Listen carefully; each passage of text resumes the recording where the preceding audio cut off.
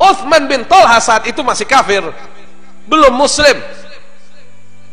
Katanya, ya Ummah Salamah, mau kemana? Mau ke Madinah sama anak saya. Mana kaummu? Nggak ada yang mengantar. Mereka tidak mau mengantar kami. Kami ingin bergabung dengan Rasulullah. Kami ingin bergabung dengan para sahabatnya di Madinah. Ya Ummah Salamah, kalau begitu saya yang mengantarmu. Uthman bin Talha mengantarnya pun dengan adab, dengan akhlak. Nggak pernah tuh ngajak bicara selama perjalanan, nggak, karena dia tahu kehormatan seorang wanita muslimah. Dia di depan, dia lurus saja, dia pegangin itu ontanya sampai jalan terus, dia lindungi nih. Sekarang ini perempuan bukan jalan sendiri loh, ada anak loh, kan orang lain nggak tahu. Sampai kalau istirahat Ummu Salamah dengan putranya di satu pohon, dia pindah di pohon lain, nggak satu pohon yang sama berteduhnya.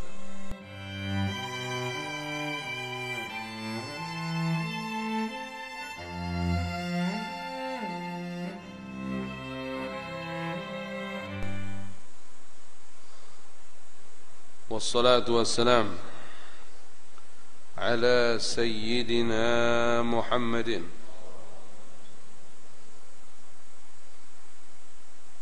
wa ala alihi wa sahbihi ajma'in, amma ba'd. Kaum muslimin dan muslimat, segenap pecinta, pengagum, pelestari warisan Nabi Muhammad sallallahu alaihi wa ala alihi wa sahbihi wasallam, calon-calon surga. Untuk akhwat, calon-calon bidadari-bidadari surga, amin ya rabbal alamin. Alhamdulillah. Mohon maaf saya agak telat tadi. At-tariq zahmah. At-tariq zahmah, artinya jalanan macet. At-tariq zahmah, padat. Alhamdulillah. Kita akan melanjutkan kajian kita masih seputar mengenai Ka'bah. Sebagaimana yang sudah saya sampaikan di pertemuan sebelumnya, bahwa kunci Ka'bah itu dari tahun ke tahun dipegang oleh keluarga besar Uthman bin Talha radhiyallahu ta'ala anhu. Sebelum Fathu Mekah, ketika Nabi kita Muhammad sallallahu alaihi wa alihi wasallam masih berada di Mekah, qoblal hijrah, sebelum hijrah. Ini kejadian dari sebelum hijrah. Itu yang megang kunci Ka'bah itu keluarganya Uthman bin Talha. Dulu Uthman bin Talha ini termasuk salah satu dari orang yang belum beriman, orang yang belum muslim. Dia masih ikut di kalangan kaum kuffar. Diriwayatkan bahwasannya Uthman bin Talha radhiyallahu taala anhu, beliau meriwayatkan bahwasannya kunna naftahul Ka'bah fil jahiliyah yaumal itsnain wal khamis. Kita dulu waktu zaman jahiliyah, maksudnya zaman sebelum menjadi muslim, sebelum hijrahnya Nabi kita Muhammad sallallahu alaihi wa alihi wasallam, dia bilang buka Ka'bah itu setiap hari Senin dan hari Kamis. Jadi setiap pekan itu 2 kali buka Ka'bah. Hari Senin dan hari Kamis, kan Ka'bah terkunci. Dulu awal zaman Nabi Ibrahim Ka'bahnya nggak dikunci. Bahkan atapnya itu kan nggak ada dulu zaman Nabi Ibrahim itu. Yang asli bangunan Nabi Ibrahim nggak, atapnya nggak ditutup. Pas zaman Quraisy memang ditutup. Dan pintu hanya 1. Tadinya pintu 2, terus pintu 1. Dan saya sudah sampaikan itu berapa kali pertemuan tentang Ka'bah ini. Sekarang kita ingin membahas salah satu pembahasan, yaitu kunci Ka'bah. Dan ini insya Allah fadilah dari kita membahas ini, insya Allah kita semakin kuat lagi, semakin semangat lagi, yaitu kesetiaan kita pada Nabi kita Muhammad sallallahu alaihi wa ala alihi wa sahbihi wasallam. La yantiku 'anil hawa in huwa illa wahyun yuha. Tidaklah beliau berbicara dengan hawa nafsunya, melainkan wahyu dari Allah subhanahu wa ta'ala. Sallu ala Nabi Muhammad. Allahumma salli wa sallim wa barik alaihi wa ala alihi. Nah, ini para hadirin, kejadiannya pada saat itu,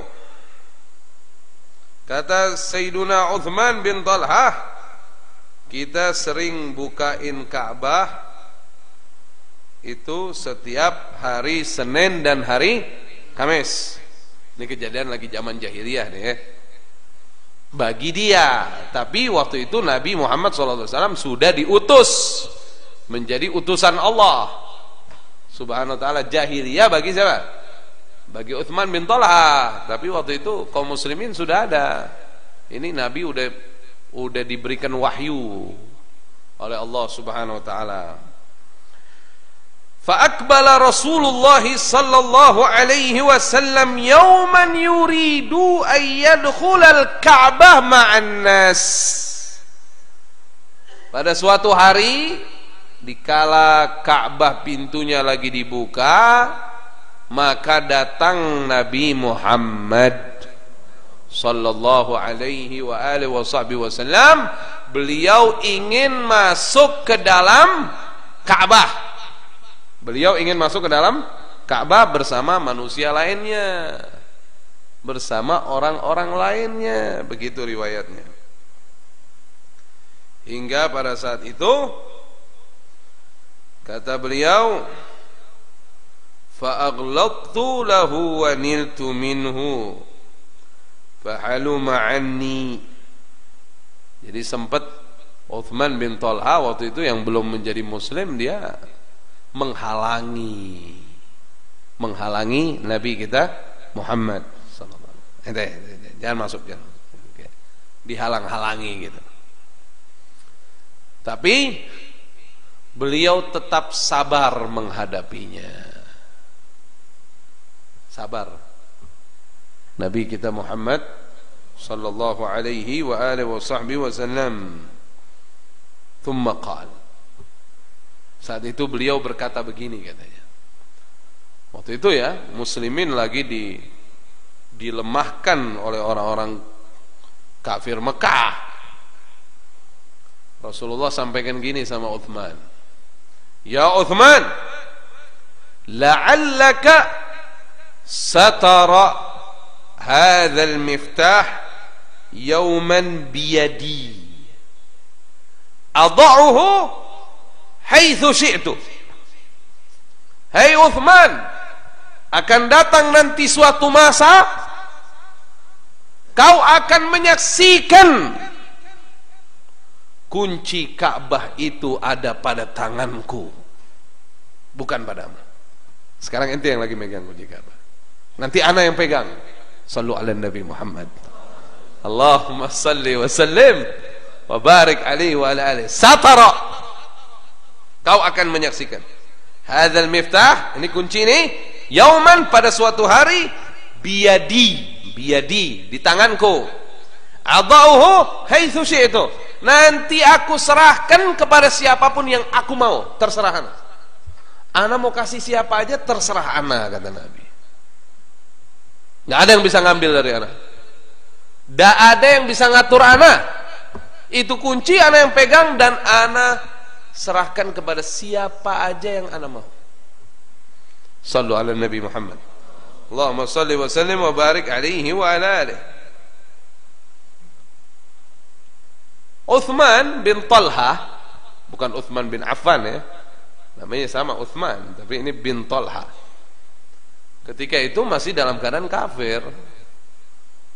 Jadi apa yang diucapkan oleh Rasulullah sallallahu alaihi wasallam malah dia balikin gitu. Dia bilang begini, laqad halakat Quraisy yauma idzin wa dhallat. Wah, kalau sampai kunci ente yang pegang, kunci ada di tangan ente, terus ente yang ngatur kunci itu di mana saja ente mau taruh, berarti orang Quraisy saat itu lemah, dan orang Quraisy saat itu hina. Kata siapa? Kata Uthman bin Talha. Faqala Rasulullah sallallahu alaihi wasallam, bersabda Nabi kita Muhammad sallallahu alaihi wa alihi wasallam, bal amarat wa azzat yauma idzin, akan tetapi justru orang Quraisy saat itu makmur, dan orang Quraisy saat itu bertambah mulia. Justru orang Quraisy bertambah mulia. Allahumma salli wa sallim wa barik alaihi wa ala alihi. Selesailah kisah itu. Itu kejadian sebelum hijrahnya Nabi kita Muhammad sallallahu alaihi wa alihi wasallam. Di saat mereka orang-orang kufar Mekah melihat lemahnya pengikut Nabi Muhammad sallallahu alaihi wasallam, di saat mereka dengan mudah mengancam pengikut Rasulullah sallallahu alaihi wasallam, hari bertambah hari, tahun bertambah tahun, perjuangan terus dilakukan dengan semangat oleh Nabi kita Muhammad. Allahumma salli wa sallim wa barik alaihi wa ala alihi, dan para sahabat-sahabatnya radhiyallahu taala anhum, hingga datanglah tahun ke-8 dari hijrahnya Nabi kita Muhammad. Allahumma salli wa sallim wa barik alaihi wa ala alihi. Tahun berapa? Tahun ke-8 dari hijrahnya Nabi kita Muhammad sallallahu alaihi wasallam. 8 tahun artinya setelah hijrah beliau sallallahu alaihi wa alihi wasallam, di bulan suci Ramadan, Allah subhanahu wa ta'ala karuniakan bagi umat Islam yang disebut dengan sejarah Fathu Makkah, yaitu pembukaan negeri Makkah. A'udzu billahi minasy syaithanir rajim. Bismillahirrahmanirrahim. إذا جاء نصر الله والفتح ورأيت الناس يدخلون في دين الله أفواجا فسبح بحمد ربك واستغفره إنه كان توابا. Jika telah datang pertolongan Allah dan pembukaan negeri Mekah, engkau akan menyaksikan, wahai Nabi Muhammad sallallahu alaihi wa alihi wasallam, secara langsung masuknya berbondong-bondong manusia ke dalam agama Islam. Maka bertasbihlah kepada Allah dan pujilah Allah, beristighfarlah kepadanya, sesungguhnya Allah Maha penerima taubat. InsyaAllah kita termasuk orang-orang yang pandai bersyukur kepada Allah Subhanahu wa ta'ala. Kalau Allah lagi kasih kamu kebahagiaan, Allah lagi kasih kamu kemenangan, Allah lagi kasih kamu keberuntungan, Allah lagi kasih kamu kemudahan, tasbih. Tasbih. Jangan lupa tasbih kepada Allah. Subhanallah. Sabbih bihamdi rabbika. Terus bertahmid. Alhamdulillah. Sabbih bihamdi rabbika wastaghfiruhu. Minta ampun kepada Allah Subhanahu wa taala. Nabi SAW tidak ada dosanya, tapi tetap beliau beristighfar kepada Allah Subhanahu wa taala. Apalagi kita coba yang banyak dosa ini. Semoga Allah mengampuni dosa-dosa kita insyaallah. Rabbana zalamna anfusana wa illam taghfir lana wa tarhamna lanakunanna minal khasirin. Wahai Tuhan kami Allah, kami menzalimi diri kami sendiri. Jika Engkau tidak mengampuni kami, tidak merahmati kami, kami masuk dalam golongan orang-orang merugi. Khasarah, rugi. Enggak ada keberuntungan bagi orang yang tidak diampuni oleh Allah Subhanahu wa taala. Ya Allah ya Karim. Kita lanjut. Tahun ke-8 dari hijrahnya Nabi kita Muhammad sallallahu alaihi wa alihi wasallam, Allah karuniakan Fathu Makkah. Di saat itulah Makkah dikuasai oleh umat Islam, dan pemimpin kita semua yang memimpinnya yaitu Nabi kita Muhammad, Nabi kita Muhammad, Nabi kita Muhammad sallallahu alaihi wa alihi wasallam. Allahu akbar. La ilaha illallah. Singkat kisah mengenai kunci Ka'bah ini. Falamma kana yaumul fath, di hari pembukaan negeri Mekah, qala, bersabda Nabi kita Muhammad sallallahu alaihi wa alihi wasallam, ya Uthman, i'tini bil miftah, berikan kepadaku kunci Ka'bah. Terjadi apa yang disabdakan oleh Nabi SAW beberapa tahun yang lalu, bahwa kunci Ka'bah itu ada pada tangan Nabi kita Muhammad. Allahumma salli wa sallim wa barik alaihi wa ala alihi. Kasih kunci. Udah gak berdaya, kasih. Rasulullah yang pegang kunci Ka'bah. Dan saat itu Rasul mau kasih siapa aja berhak, dan gak ada lagi yang bisa protes. Allahumma salli wa sallim wa barik alaihi wa ala alihi. Fa ataitu bihi, maka ku datangkan kunci itu kepadanya. Fa akhadhahu minni, maka beliau mengambilnya dariku. Thumma dafa'ahu ilayya, setelah Rasulullah mengambil kunci itu, tanpa ada jiwa dendam di kalbu Nabi kita Muhammad sallallahu alaihi wasallam, Rasul berikan kunci itu kepada Uthman bin Talha. Sallu ala Nabi. Allahumma salli wa sallim wa barik alaihi wa ala alihi.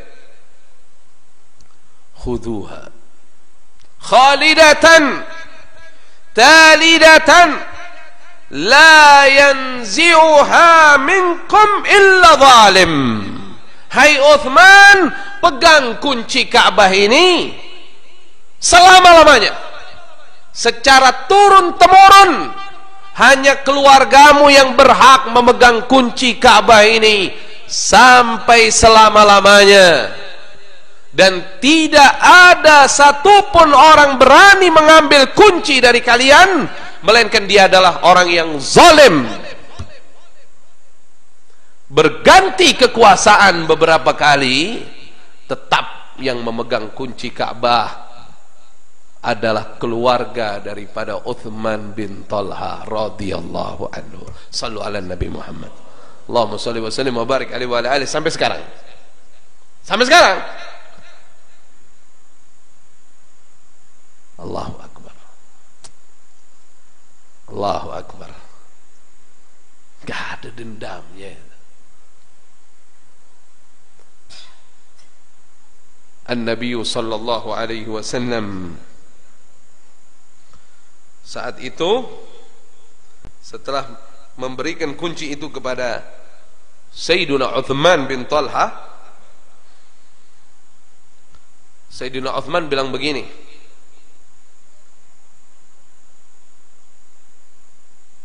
oh gini, setelah memberikan itu, ini ente pegang ini kunci Ka'bah, kata Nabi sallallahu alaihi wasallam, ente pegang ini kunci Ka'bah selama-lamanya, turun temurun selama-lamanya, tidak ada yang berani mengambilnya kecuali zalim. Ya Uthman, Allahu akbar. Ya Uthman, kata Nabi, Inna Allah ista'manakum ala baitih. Allah mengamanahkan kalian, kamu, keluargamu, sak keturunanmu semua itu, terhadap rumahnya. Ista'manakum ala baitih. Fakulu mimma yasilu ilaikum min hadzal bait bil ma'ruf. Makanlah dari apa yang datang kepada kalian nanti, rezeki, sebab kalian memegang Ka'bah ini dengan cara yang baik. Subhanallah, barokah ini. Qala falamma wulitu nadani faraja'tu ilaihi.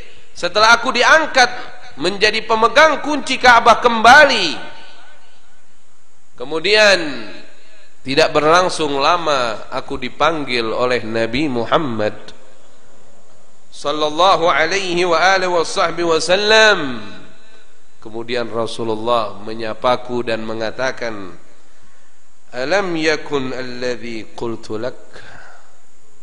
Ya Uthman, bukankah yang dulu aku pernah katakan kepadamu telah terjadi di hadapanmu?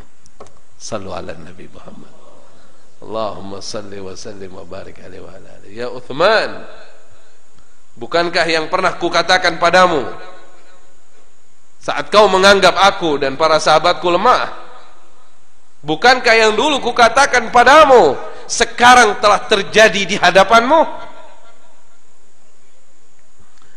Qala fa dzakartu qawlahu li bi Makkah qabla al-hijrah. Aku teringat kembali dengan ucapan beliau, sabda beliau sebelum hijrah itu di Mekah. Kemudian aku langsung mengatakan kepadanya, bala asyhadu annaka Rasulullah. Betul apa yang kau ucapkan. Sesungguhnya aku bersaksi bahwa engkau adalah utusan Allah Subhanahu wa ta'ala. Terjadi banyak perbincangan. Kapan masuk Islamnya Uthman bin Talha ini? Apakah setelah mendapatkan kunci Ka'bah itu atau sebelumnya? Jawabannya sebelumnya. Nabi SAW serahkan kunci Ka'bah itu kepada seorang muslim yang memang sudah menjadi pengikut beliau. Sallu ala Nabi Muhammad. Allahumma salli wa sallim wa barik alaihi wa ala alihi. Uthman bin Talha radhiyallahu taala anhu sebelum Islam, maksudnya sebelum beliau masuk Islam, ada jasa besar beliau, ada kebaikan beliau, yang berkah kebaikan itu Allah karuniakan hidayah kepadanya. Apa itu? Beliau berjasa pernah mengantar Ummu Salamah dengan putranya yang bernama Salamah ke Al-Madinatul Munawwarah. Pernah dengar kisahnya Ummu Salamah nggak? Ummu Salamah, suaminya namanya Abu Salamah, anaknya namanya Salamah, bukan Salamah, bukan ya, Salamah, sin lam mim ta marbutah, Salamah. Anaknya namanya siapa? Salamah. Ibunya namanya Ummu Salamah, ayahnya namanya Abu Salamah, tapi anak laki ya, bukan perempuan. Waktu hijrah, waktu orang pada hijrah, Abu Salamah ditahan, udah bawa istrinya, bawa anaknya, ditahan sama sukunya. Istrinya sama anaknya nggak boleh ikut. Akhirnya Abu Salamah doang yang hijrah ke Madinah. Ummu Salamah dengan Salamah balik ke Mekah. Di Mekah digoda, diajak untuk kembali kepada kesyirikan, tapi tidak mau. Imannya sudah kuat. Sampai kurang lebih 1 tahun pisah sama suaminya, tapi suaminya dengan setia menunggunya di Al-Madinatul Munawwarah. Hingga sukunya Ummu Salamah mempersilahkan kalau Ummu Salamah mau berangkat ke Madinah nih, udah kagak bisa ibaratnya udah kagak bisa dirobah lagi nih, udah ente kalau mau jemput suami ente ke Madinah berangkat aja katanya. Tapi satu syaratnya. Apa syaratnya kata Ummu Salamah? Kamu berangkat dengan putramu dan tidak ada satupun di antara kami yang akan mengantarnya. Kata Ummu Salamah, insya Allah Allah memberikan keamanan bagiku dan putraku sampai ke Al-Madinatul Munawwarah. Ini hebatnya dulu ya. Hah? Muslimahnya kayak begini nih. Muslimahnya kuat, hebat. Apa yang membuat kuat? Apa yang membuat hebat? Karena kalbunya betul-betul beriman kepada Allah dan kepada Rasulnya Nabi kita Muhammad. Allahumma salli wa sallim wa barik alaihi wa ala alihi. Seperti kejadian waktu perang Uhud, ketika orang-orang munafik sibuk mempengaruhi istri-istri para sahabat-sahabat Nabi Muhammad sallallahu alaihi wasallam. Jangan kau izinkan suamimu berperang. Nanti kalau mereka berperang, mereka akan terbunuh. Kalau mereka terbunuh, kalian akan menjadi janda, anakmu yatim. Siapa yang berikan belanja hari-hari padamu lagi? Apa jawaban para istri sahabat itu radhiyallahu taala anhunna? Mereka mengatakan, setahu kami suami kami bukanlah pemberi rizki, tapi penikmat rizki sama dengan kami. Pemberi rizki adalah Allah. Tauhid ini. Sekarang kita luar biasa. Lemahnya dapat gaji ya, wah, udah nggak bisa sedekah lagi nih aneh ya. Kenapa nggak bisa? Jangankan mau sedekah lagi, ini aja sebulan kurang ini. Nah. Ada nggak orangnya di sini yang begitu? Kasih tahu mana dia orang. Jangan begitu dong. Tetap mana qasam malun min sadaqah bal yazdad atau kama qala an-nabi sallallahu alaihi wa alihi wasallam. Tidak akan berkurang harta disedekahkan, bertambah. Sallu ala Nabi Muhammad. Allahumma salli wa sallim wa barik alaihi wa ala alihi. Yang mau banyak fulusnya, banyakin sedekahnya. Udah begitu dah. Sebelum datang suatu zaman, itu hadisnya sahih riwayat Imam Bukhari, akan datang suatu zaman kata Nabi sallallahu alaihi wasallam, orang sulit nyari orang yang menerima sedekah. Sekarang masih gampang nih, ente duduk di sini nih, nanti bentar lagi ada tromo lewat. Masih gampang. Nanti ada masanya, ente mau sedekah nggak ada. Nih ada, nggak ada. Begitu mau sedekah sama masjid, listrik udah ada yang nanggung, udah. Loh, mau beli tikar udah ada yang nanggung, karpet udah ada. Terus apa lagi? Mau AC udah ada, semua udah ada. Nyari orang susah. Nyari orang susah. Kalau susah masih mending, susah gimana? Jangan main-main itu. Itu beda tuh antara susah sama susah. Minum teh manis dulu deh kalau begini dah. Bismillahirrahmanirrahim. Aduh ya Allah, nyari orang susah. Sekarang masih gampang ente nyari siapa orang yang mau nerima sedekah itu. Ini nanti zamannya kata Nabi susah orang nyari orang yang mau nerima sedekah. Bahkan sampai dia mencari, ketemulah ada satu orang nih, dia bilang, wah ini pantas nih nerima sedekah. Begitu dia mau kasih, dia bilang, maaf hari ini saya udah nggak nerima. Baru tadi dibantu orang, udah cukup udah. Jadi balikannya tuh. Dan zaman itu akan datang. Nanti keadaan dunia nih ekonominya, semua negara bagus ekonominya. Nah, mumpung kita masih di zaman kita masih bisa bayar sedekah nih, bayar sedekah lah. Semoga Allah luaskan rezeki kita. Dan orang-orang yang niatnya ingin bersedekah di jalan Allah, pasti Allah kasih jalannya. Nggak ada orang pernah dengar nggak orang di masyarakat dengan tuh orang bangkrut sekarang, sedekah mulu. Pernah dengar itu? Ada nggak dengar? Ini minimal stabil dia ekonomi, minimal tuh.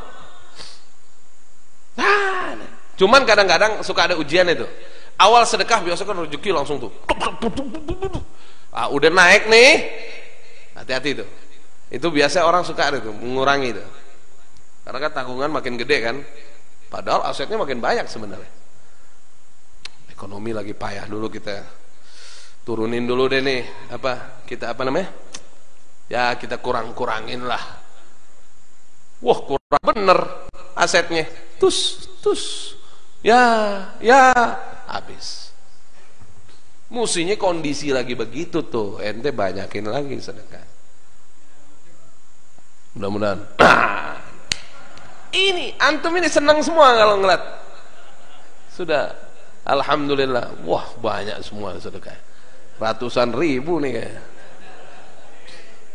Aduh masya Allah, kalau sedekah sama Ittihad sih kita seneng lah, duitnya dipakai dipakai buat ngebangun, buat makan jamaah, buat buat segalanya deh. Alhamdulillahirabbil alamin. Insyaallah kita doain pengurus-pengurusnya tambah kuat imannya, tambah istiqomahnya. Semua yang sedekah di masjid ini insyaallah segera diluaskan rezekinya. Yang sakit sembuh penyakitnya, yang punya hajat kabul hajatnya, terutama yang mau ke tanah suci insyaallah bisa berangkat haji umrah insyaallah. Amin ya rabbal alamin. Wallah ya salam ya salam. Ini kita dengar Ka'bah dari kemarin gitu.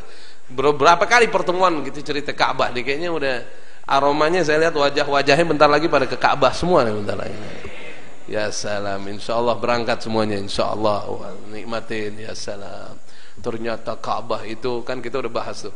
Ka'bah itu dasarnya ternyata batu warna hijau, kalau dibuka keluar cahaya. Ya Allah, kita kan ke sono kita udah lebih paham lagi. Mantap. Cerita kunci Ka'bah tuh. Sampai sekarang tuh kunci Ka'bah tuh yang pegang keluarga daripada Uthman bin Talha radhiyallahu anhu. Allahumma salli wa sallim wa barik alaihi wa ala alihi. Segera para hadirin dan hadirat rahimakumullah. Jadi ini Nabi sallallahu alaihi wasallam, apa yang Rasulullah janjikan semua pasti terjadi. Pasti benar, pasti jadi kenyataan. Jadi jangan ragukan sedikit pun apa yang disampaikan oleh Nabi Muhammad sallallahu alaihi wasallam. Kamu jangan ragu. Mohon maaf nih, saya juga lagi ngajarin diri saya sendiri. Di saat ente ragu sama sedekah, ente banyakin sedekah ente. Ente ragu nih sama sedekah nih. Nah, kalau aneh sedekah berarti duit aneh kurang dong. Kalau perlu semua udah taruh aja dong deh. Ente lawan. Karena ente bahaya loh. Ente ada keraguan. Kok ente ada keraguan? Ya apa sih? Jangan ada keraguan sama sabdanya Rasulullah, jangan ada keraguan sama sekali. Yakin. Nggak ada tuh cerita. Karena rizki yang di depan ini kita masih belum tahu. Dan kita berusaha insya Allah kita menjadi orang-orang yang bisa banyak bermanfaat buat orang lain. Jangan sampai meninggal sedekahnya kagak ada sama sekali, nggak sempat bangun mahat, nggak sempat bangun rumah tahfidz, nggak sempat bangun madrasah, nggak sempat minimal berkecimpung berkecimpung pung apa bung sih pung ya berkecimpung ya berkecimpung ya benar, minimal berkecimpung di dalam amar ma'ruf nahi munkar itu, ikut di masjid, ikut di madrasah, ikut gimana cara supaya orang banyak yang hafal Quran, supaya orang menegakkan sunnah Nabi Sallallahu Alaihi Wasallam. Jangan nanti meninggal begitu aja. Saya mau cerita ini. Jadi ini kesimpulannya dari cerita Uthman bin Talha ini kebaikan ini balik buat diri.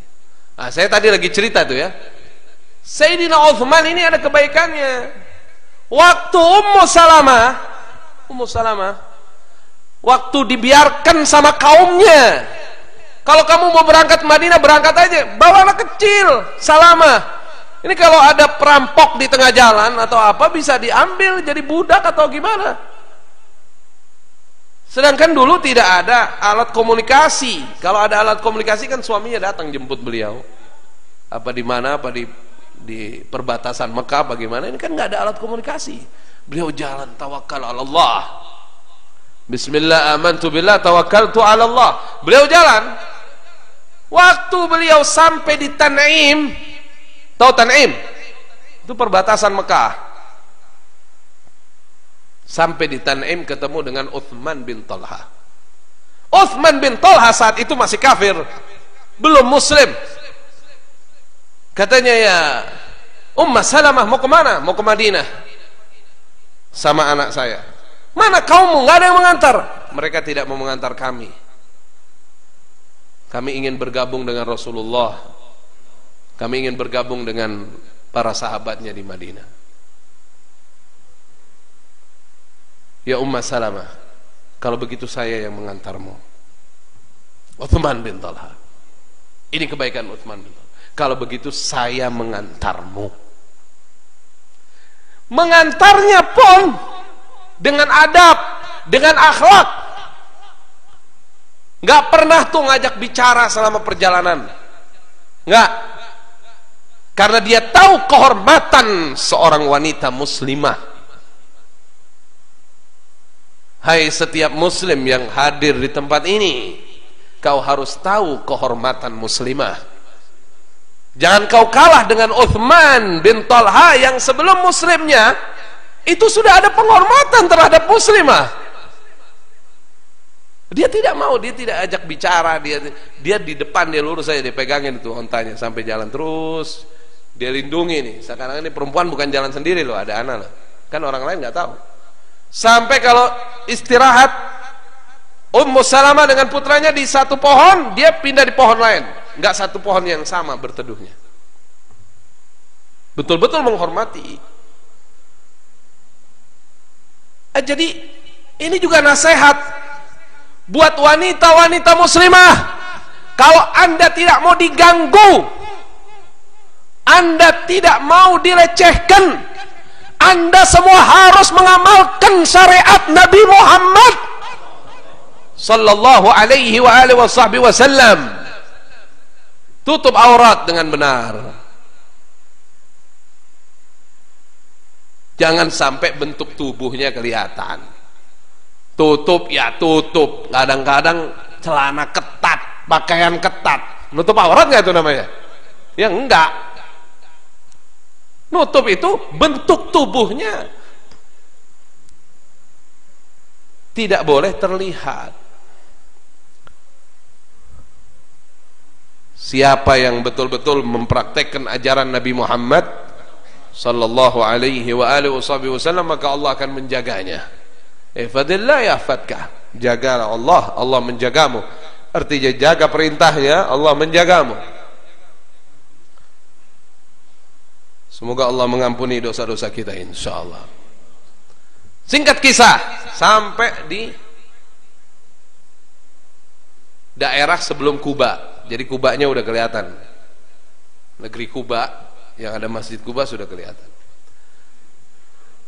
Kata Uthman bin Talhah, wahai Ummu Salamah, kamu dengan anakmu silakan masuk ke negeri Kuba, saya mau kembali ke Mekah. Jadi beliau nggak ikut ke dalam. Kembali dari kebaikan yang tulus itu, doa seorang wanita muslimah yang tulus kepada Allah, menginginkan ini orang selamat, dan Allah selamatkan Uthman bin Talhah. Dikabarkan bahwasannya Uthman bin Talhah radhiyallahu anhu berangkat ke Al-Madinatul Munawwarah bersama Khalid ibn Walid, bersama Amr ibn al-As radhiyallahu ta'ala anhum, dan menyatakan Islam dengan Nabi kita Muhammad sallallahu alaihi wa alihi wasallam di masa perjanjian damai yang disebut masa perjanjian Hudaybiyah. Di masa itu tidak ada peperangan, adanya genjatan senjata. Datang Khalid bin Walid, datang Amr bin As, datang Utsman bin Talha, bertiga masuk Madinah menyatakan Islam kepada Nabi kita Muhammad. Sallu ala Nabi Muhammad. Allahumma salli wa sallim wa barik alaihi wa ala alihi. Segenap para hadirin dan hadirat rahimakumullah, jadi jangan kau ragukan sedikit pun apa yang disabdakan oleh Nabi Muhammad sallallahu alaihi wa alihi wasallam. Semuanya pasti benar, pasti terjadi. Tidak akan kurang harta disedekahkan, bertambah, ya percayalah. Ya gampang. Jadi kalau ada orang Islam nanya, saya gimana nih, saya kok agak sulit masalah rezeki, masalah, ya mau ngapain nanya begitu? Udah ada jawabannya, suruh sedekah, sedekahnya. Kalau soal rezeki, sedekah, makmur, udah selesai, udah ada jawabannya. Mau ngapain lagi ente? Ya tapi kan, kok tapi kan gimana sih? Tapi kan bingung lagi saya. Kok tapi gimana ya? Ini jawab tapi ini susah.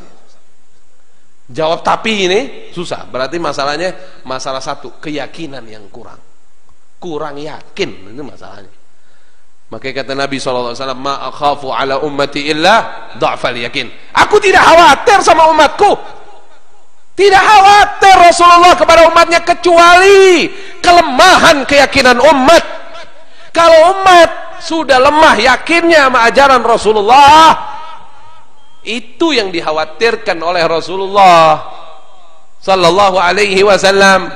Dah berhenti hidup kita, nggak usah ngeluh-ngeluh lagi, udah habis ini rezekinya makmur semua, udah tuh kelihatan wajah-wajah. Bentar lagi ke Mekah nih, kelihatan nih, bentar lagi nih ke Mekah, sedekah yang banyak. Udah, wah umroh nggak cukup nih, ada berapa duit?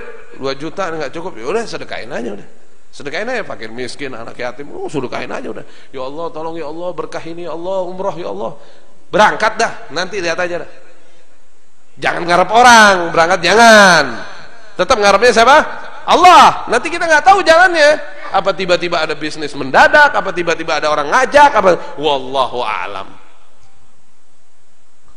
Ada jalannya, nggak ada susahnya. Ini hadis Nabi. Ini sabda Rasulullah sallallahu alaihi wasallam. Ada cerita namanya Asy-Syaikh Ibrahim bin Adham. Namanya siapa? Asy-Syaikh Ibrahim bin Adham. Biar antum bisa cerita lagi sama yang lain. Syekh Ibrahim bin Adham ini orang yang suka berjalan dari satu tempat ke tempat yang lainnya dan mendalami ilmu agama, Masya Allah. Sekali waktu dia di padang pasir, beliau temukan ada seekor burung. Sepertinya itu burung elang padang pasir lah. Nah burung itu cacat, udah nggak bisa terbang. Ya boleh dikatakan sayapnya yang satu udah nggak berfungsi lah. Kan udah nggak bisa apa? Nggak bisa terbang. Syekh Ibrahim bin Adham ini lihat, berpikir ya, dalam dirinya dia bilang begini, kalau sampai ini burung yang sudah tidak bisa terbang lagi masih mungkin mendapatkan rizki dari Allah, saya nggak mau kerja lagi, saya nggak mau dagang lagi. Tapi kalau sampai nih burung yang udah nggak bisa terbang mati dan tidak mendapatkan rizki lagi, berarti saya harus tetap bekerja. Ngerti antum masalahnya? Jadi dia akhirnya dia istirahat di situ. Dari jauh dia liatin tuh burung. Dalam kondisi udah nggak bisa terbang, masih bisa dapat makan nggak? Kalau kondisi udah nggak bisa terbang gini masih dapat makan, mau ngapain juga anak kerja, mau ngapain juga anak dagang? Udah pasti burung aja, apalagi anak. Ngerti? Nggak lama kemudian dia berzikir kepada Allah, dia liatin burung itu dari jauh. Subhanallah, dia kaget. Ada 2 burung di situ sekarang. Tiba-tiba dia lihat, yang satu burung yang sehat, yang masih bisa terbang.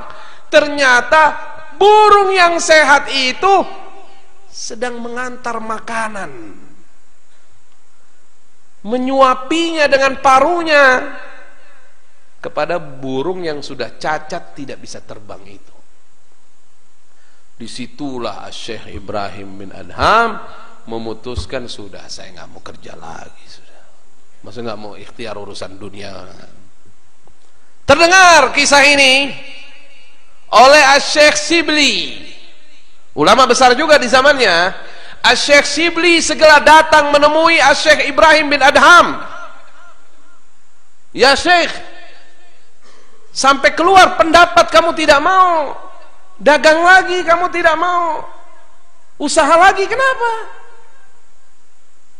Diceritakan sama Syekh Ibrahim bin Adham tentang kejadian burung itu.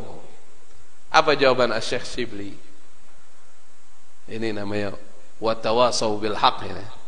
Apa kata Syekh Shibli? Ya Syekh Ibrahim, tidakkah kau memilih ingin menjadi posisi di burung yang sehat itu? Allahu Akbar.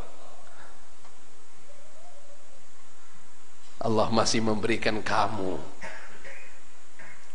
kenikmatan, kamu masih bisa bekerja. Tidakkah kau ingin memilih di posisi burung yang sehat itu, yang menjadi sebab rizki bagi burung yang tidak berdaya itu? Kata Syekh Ibrahim, aku diingatkan oleh Syekh Shibli.